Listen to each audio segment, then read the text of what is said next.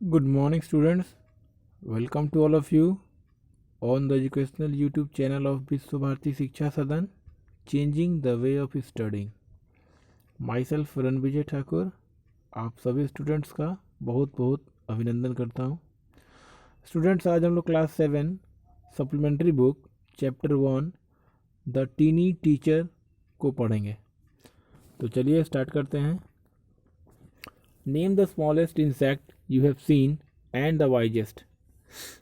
आपके द्वारा देखी गई सबसे छोटी और सबसे चालाक कीड़े का नाम बताइए। Is it the fly? क्या वह मक्खी है? No it isn't. नहीं, वह मक्खी नहीं है। Is it the mosquito? क्या वह मच्छर है? No not the mosquito. नहीं, मच्छर नहीं है। Then it must be the worm. तब जरूर वह कोई कीड़ा होगा। No none of these. नहीं, वो इनमें से कोई नहीं है। It is the ant, the commonest, the smallest but the wisest insect. यह एक चींटी है, सबसे आम, सबसे छोटी, लेकिन सबसे चालाक कीड़ा। The story of an ants life sounds almost untrue. एक चींटी के जीवन की कहानी लगभग असत्य ही लगती है। But people have kept ants as pets and have watched their daily behaviour closely. लेकिन लोगों ने चींटियों को पालतू बनाकर रखा और उनके रोज के व्यवहार को काफ़ी नज़दीक से देखा। So we know a number of facts about this tiny hard working and intelligent creature. इसीलिए हम लोग इस छोटे, कठिन मेहनती और बुद्धिमान जीव के बारे में बहुत सारे तथ्यों को जान सकते हैं।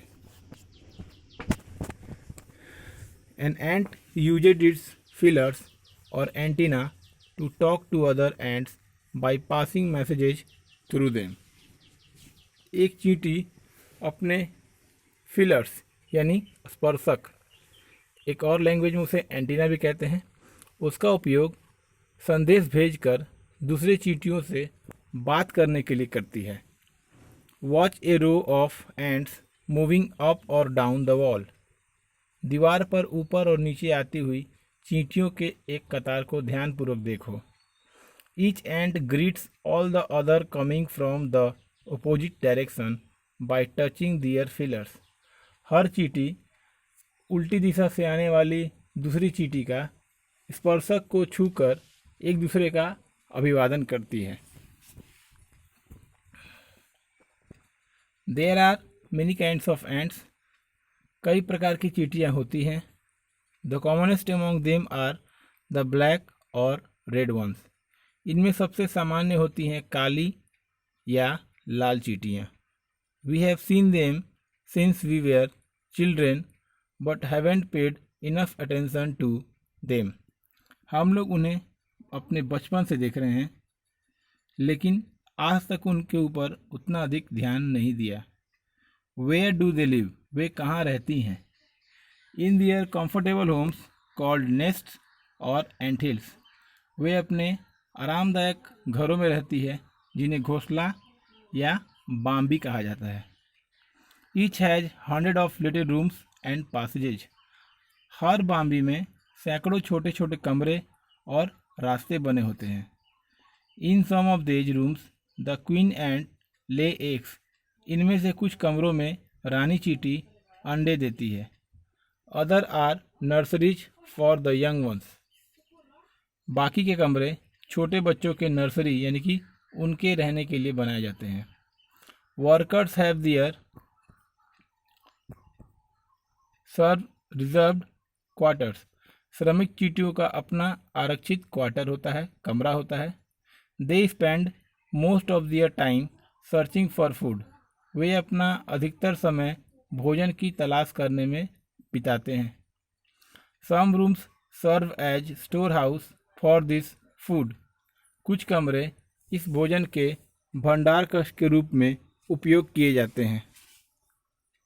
Soldiers have separate barracks. सैनिक चींटियों का अलग बैरक होता है। No worker has ever tried to live in a soldiers house. कोई भी श्रमिक चींटी कभी किसी सैनिक के घर में रहने नहीं जाती या रहने का प्रयास नहीं करती। No soldiers has ever gone out searching for food. ना ही कभी कोई सैनिक चींटी भोजन की तलाश करने के लिए बाहर जाता है। नो वर्कर और सोल्जर और cleaner has ever harmed a grub. कभी कोई श्रमिक, कोई सिपाही या सैनिक या कोई सफाई करने वाली चींटी कभी किसी चींटी के ग्रब को, यानी कि चींटी के सबसे अंडे के रूप में समझ लीजिए, अगर अंडे के बाद की जो स्थिति होती है उसे हानि नहीं पहुंचाता। So you see an ant life is very peaceful. इसीलिए आप देख सकते हैं कि एक चींटी का जीवन काफ़ी शांतिपूर्वक है। Each does its share of work intelligently and bravely and never fight with other member of the group. हर चींटी अपने काम के हिस्से को काफ़ी बुद्धिमानी पूर्वक और बहादुरी पूर्वक करती है और उस समूह के दूसरे सदस्यों के साथ कभी भी लड़ाई झगड़ा नहीं करती है। The queen is the mother of the entire population of the colony. रानी चींटी उस पूरे आबादी की माँ होती है। It lives for about 15 years. वह लगभग 15 साल तक जिंदा रहती है। It has a pair of wings but bites them off after its wedding flight. उसके पास एक जोड़ी डैने होते हैं, यानी कि पंख होते हैं, लेकिन वे डैने वेडिंग फ्लाइट के बाद गिर जाते हैं। वेडिंग फ्लाइट का मतलब है जब एक मादा चींटी किसी नर चींटी के साथ संपर्क में आती है तो उस क्रिया को वेडिंग फ्लाइट कहा जाता है। तो वेडिंग फ्लाइट के बाद मादा चींटी के पंख गिर जाते हैं। This flight takes place on a hot summer day. यह क्रिया गर्मी के ग्रीष्म ऋतु के गर्म दिनों में होती है। The queen leaves the nest and goes out to meet a male ant और drone high up in the air. रानी चींटी घोंसले को छोड़ देती है और हवा में ऊंचे किसी मादा चींटी या मधुमक्खी से मिलने के लिए जाती है। On its return to earth it gets rid of its wings and then does nothing but lay eggs. वापस ज़मीन पर लौटने पर उसके पंख टूट जाते हैं, यानी कि उससे अलग हो जाते हैं, और तब यह कोई काम नहीं करती, बस केवल अंडे देती है। Each eggs hatch and grubs come out. अंडे को सेया जाता है और उससे ग्रफ्स बाहर निकलते हैं। Soldiers guard them. सैनिक चींटियाँ उसकी रक्षा करती हैं, रखवाली करती है। Workers feed and clean them and also carry them about daily for airing exercise and sunshine. श्रमिक चींटियाँ उन्हें साफ करती है, उन्हें खाना खिलाती है और साथ ही साथ उन्हें सूरज की रोशनी में, हवा में बाहर लेकर जाती है। 2 or 3 weeks later, grubs become cocoon and lie without food or activity for 3 weeks more. 2 या 3 सप्ताह के बाद वे ग्रब्स सुरक्षा कवच बिकम कोकून, यानी कि सुरक्षा कवच में बदल जाते हैं। एंड लाई विदाउट फूड और एक्टिविटी फॉर 3 months मोर, और अधिक 3 सप्ताह तक बिना भोजन का, बिना किसी काम का रहते हैं। Then the cocoon break and perfect ants appear. फिर वह सुरक्षा कवच टूटता है और एक संपूर्ण, यानी कि पूर्ण चींटी निकलती है। Now it's time for teaching and training. अब समय आता है पढ़ने का और अभ्यास करने का। New ants learn their duties from old ants as workers, soldiers, builders, cleaners etc..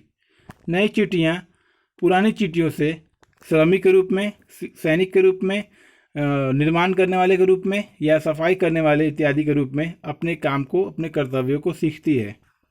After a few weeks training the small ants are ready to go out into the big world of work.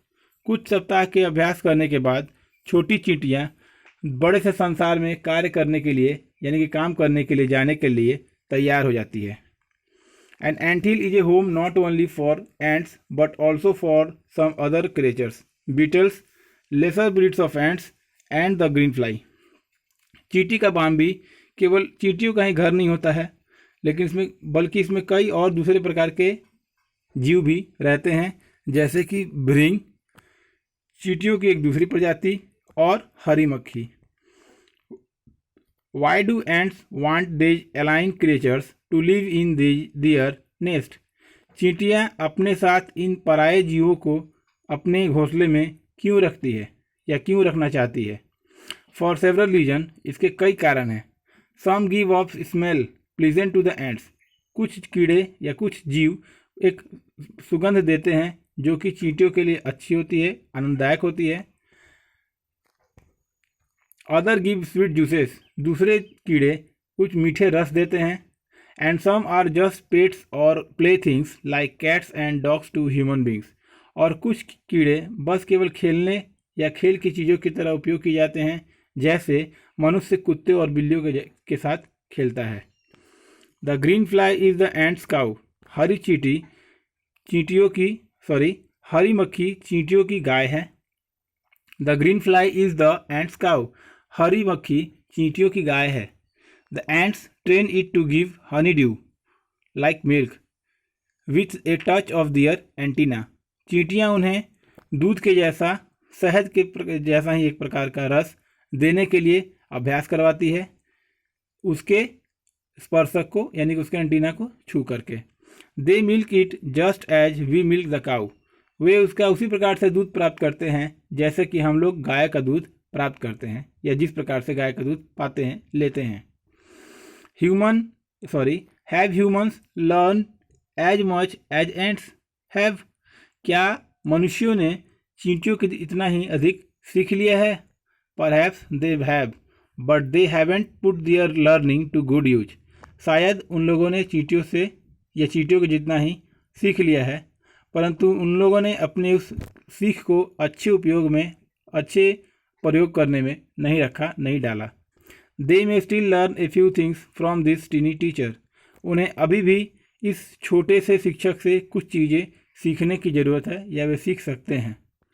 Hard work, sense of duty and discipline, cleanliness, care for the young ones and above all a firm loyalty to the land where they live, मनुष्यों को चींटियों से सीखनी है कठिन मेहनत, कर्तव्यों की समझ, अनुशासन, साफ सफाई, छोटे बच्चों का देखभाल करना, और इसके अलावा एक दृढ़ निष्ठा उस धरती, उस ज़मीन, उस जगह के लिए जहाँ पर वे लोग रहते हैं। तो स्टूडेंट्स, ये था आज का क्लास। कल हम लोग सेकंड बुक के फर्स्ट चैप्टर को करेंगे। आप लोगों को अगर इस चैप्टर में कहीं पर कोई प्रॉब्लम अगर आ रही है तो आप कमेंट सेक्शन में जा कर के कमेंट कर सकते हैं या फिर मेरे पर्सनल नंबर पर भी कोई मैसेज कर सकते हैं। Thank you very much.